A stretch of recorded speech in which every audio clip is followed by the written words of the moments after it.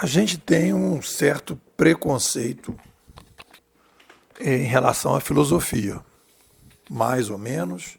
Quando a gente fala de filosofia, a pessoa já pensa assim, ah, tá, perda de tempo, viagem na maionese. Na verdade, toda vez que a gente tem um problema que a gente chama assim grande, um problema mais existencial, uma coisa assim mais profunda, nós temos então que subir para reflexões mais abstratas e aí de alguma forma você vai precisar de reflexões filosóficas. Quando a gente vai trabalhar nessa direção, a gente começa a ver que filosofia são perguntas e respostas, nada além disso, perguntas e respostas. Quando alguém diz assim, vamos criar uma coisa chamada filosofia, foi assim, a encomenda da sociedade foi a seguinte, cara, me dê respostas, né? Me oriente nas perguntas e respostas para que eu possa viver melhor. Ponto. Me oriente com perguntas e respostas para que eu possa viver melhor. Essa foi a encomenda. E, obviamente, que ao longo do tempo as pessoas foram perdendo, inclusive, o foco, e aí foi digressão para cá, digressão para lá, mas o foco é esse. Me organize as perguntas e respostas para que eu possa ser mais feliz, para que eu tenha uma felicidade continuada. Então, essa semana, em função aí da segunda linha de pesquisa bimodal, e aí para você se localizar, a primeira linha de pesquisa foi um estudo histórico de cenário. Pegamos lá o Marshall McLuhan, que tinha lá pensamentos originais sobre a essência humana, somos uma tecnoespécie, quando mudam as tecnologias nós mudamos, quando chegam novas mídias nós, depois o Pierre Levy complementou, né, nós mudamos a civilização. Obrigado, Marshall McLuhan, obrigado, Pierre Levy. Primeira linha de pesquisa, análise de cenário. Na continuação, o que nós vimos? Que num momento como esse que nós estamos vivendo, né, no epicentro de uma revolução civilizacional, a maior parte das pessoas não consegue sair do senso comum, não consegue entender o que está acontecendo. E aí nós fomos descobrindo que existe um perfil específico que hoje, neste momento, tem mais capacidade, mais vontade, mais desejo de entender o cenário com mais lógica e ajudar na renascença civilizacional. Então, foi uma necessidade, foi uma consequência do processo. Aí nós criamos, então, a segunda linha de pesquisa bimodal, que é o estudo dos inquietos inovadores. E para que a gente. E aí, no aprofundamento dos inquietos inovadores, né, para a gente poder definir. Vamos lá. Como podemos definir o inquieto inovador?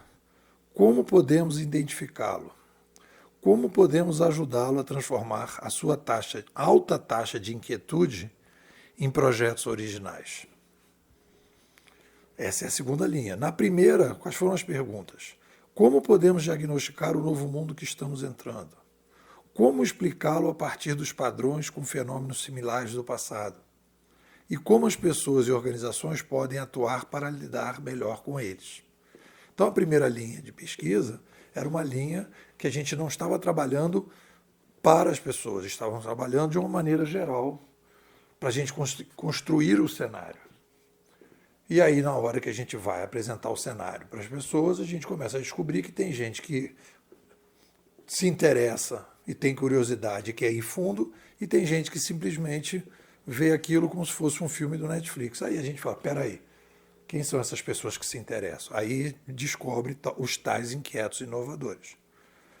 Então a gente entra aí já uma segunda área de estudo que já não é mais um estudo histórico, mas é um estudo que caminha na psicologia, na neurociência, caminha na área de ciência motivacional, ciência da excelência, em que a gente vai tentar entender E aí nós vamos então para a filosofia e nós vamos então pedir apoio para os pensamentos originais da Titi Ayn Rand.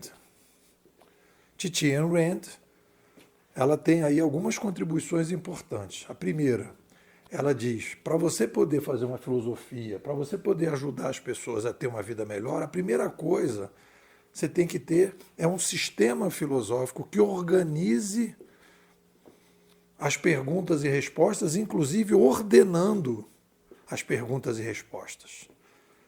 Porque a primeira coisa é quem somos? Somos uma espécie diferente das outras que não tem uma sobrevivência automática. Nós somos obrigados a escolher. Escolha, quando a gente fala em ética, nós estamos falando em escolha.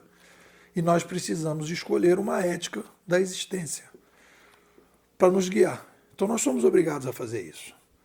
Isso é Ayn Rand. Então, o que eu estou trazendo da Ayn Rand? Primeiro, o sistema. É preciso organizar o sistema, botar em ordem. A primeira discussão é, somos uma espécie que não é automática. Somos a espécie menos automática do planeta. E aí nós precisamos, então, fazer uma escolha. Qual é a escolha? Nós queremos fazer uma escolha, e aí qual é a sugestão? As pessoas querem viver hoje, amanhã melhor que hoje. As pessoas querem melhorar de vida, as pessoas querem se sentir bem. E aí nós vamos introduzindo a ideia do bem-estar continuado. As pessoas procuram esse bem-estar continuado. E aí dentro desse bem-estar continuado, o que é o humano? O que é potencializar um ser humano? Potencializar um ser humano, se a gente não é automático, é o aumento da desautomatização, é o afastamento do senso comum, é o processo de originalização. Quanto mais nos originalizamos, mais nós somos humanos e vice-versa. Então, a gente aponta nesse sistema filosófico originalista, que é o que a gente está criando, e nesse artigo eu botei aí a sigla SFO, para ser um guia, uma base, para hoje, em 2022, ser uma ferramenta, principalmente, dos inquietos inovadores. Isso não quer dizer que amanhã não possa ser utilizado por cada vez mais gente, mas hoje, quem vai ter interesse em algo desse tipo é o inquieto inovador. Porque ele tem essa demanda.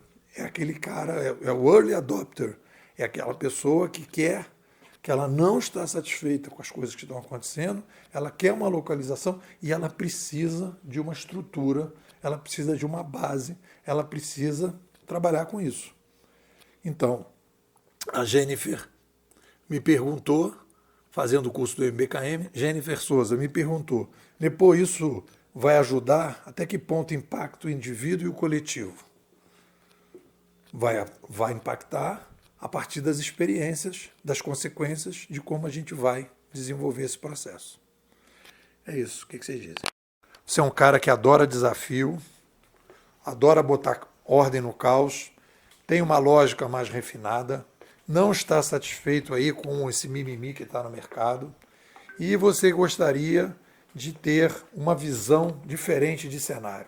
Mais que isso, você precisa se entender, saber que você é uma pessoa especial, saber que você é uma pessoa diferenciada e que você precisa estar junto de outros inquietos que nem você. A nossa escola teve, durante os primeiros 3 anos, um estudo profundo sobre o cenário digital. Nós estamos vivendo uma revolução da sobrevivência, você precisa entender isso. E depois você precisa entender o que é o inquieto inovador, qual é o seu papel nessa revolução e como é que você pode encontrar mais tranquilidade, menos ansiedade, mais felicidade nesse teu jeito meio estabanado, meio preocupado, meio querendo resolver as coisas e você não consegue se encontrar. Vem aqui para a escola que a gente vai te ajudar. 21 99 608 6422. Vou repetir. 21 99 608 6422. Depois eu sou inquieto, quero entender tudo isso, quero entender esse cenário e eu, para isso,